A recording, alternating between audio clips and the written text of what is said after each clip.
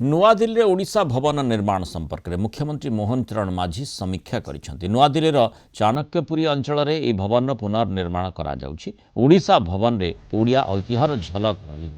ରାଜ୍ୟର ସମୃଦ୍ଧ ପ୍ରସ୍ତର କାରୁକାର୍ଯ୍ୟ, ସମ୍ବଲପୁରୀ ଇକତ, ଓଡ଼ିଆ ପରମ୍ପରା ଏବଂ ସଂସ୍କୃତିର ଝଲକ ପ୍ରତିଫଳିତ କରିବା ପାଇଁ ଆର୍କିଟେକ୍ଚରକୁ ପରାମର୍ଶ ଦିଆଯାଇଥିଲା। ଏହି ନିର୍ମାଣ ପ୍ରକ୍ରିୟା ଯଥାଶୀଘ୍ର ଆରମ୍ଭ କରିବା ପାଇଁ ମୁଖ୍ୟମନ୍ତ୍ରୀ ବୈଠକରେ ଉପସ୍ଥିତ ଅଧିକାରୀଙ୍କୁ ନିର୍ଦ୍ଦେଶ ଦେଇଥିଲେ। ମୋଟ 4761 ବର୍ଗ ମିଟର ନିର୍ମାଣ ଅଞ୍ଚଳରେ ଏହି G+6 ଭବନ ନିର୍ମାଣ କରାଯିବ। ଏଥିରେ ମୋଟ 45ଟି କୋଠରୀ ରହିବ। ଓଡ଼ିଶା ଭବନରେ ଏକ ସମ୍ମିଳନୀ କକ୍ଷର ମଧ୍ୟ ବ୍ୟବସ୍ଥା କରାଯାଇଛି। ସେହିପରି ମୁମ୍ବାଇକୁ ଓଡ଼ିଶାରୁ ଅଧିକ ସଂଖ୍ୟକ କ୍ୟାନ୍ସର ରୋଗୀ ଚିକିତ୍ସିତ ହେବାକୁ ଯାଉଥିବାରୁ ମୁମ୍ବାଇ ଓଡ଼ିଶା ଭବନରେ ଅଧିକ କୋଠରୀ ବ୍ୟବସ୍ଥା କରିବାକୁ ଅଧିକାରୀମାନଙ୍କୁ ମୁଖ୍ୟମନ୍ତ୍ରୀ ପରାମର୍ଶ ଦେଇଥିଲେ।